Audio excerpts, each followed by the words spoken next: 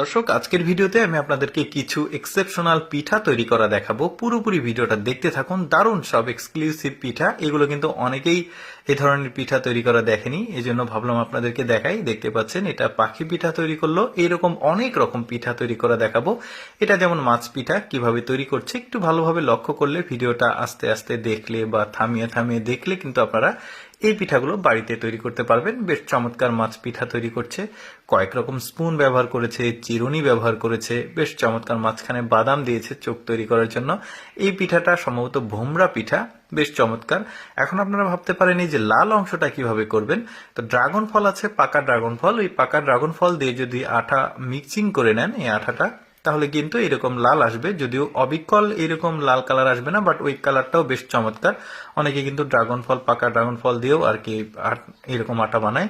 বেশ চমৎকার ভোমরা পিঠা দেখলাম। তারপরে আমরা এটা কি দেখবো দেখি।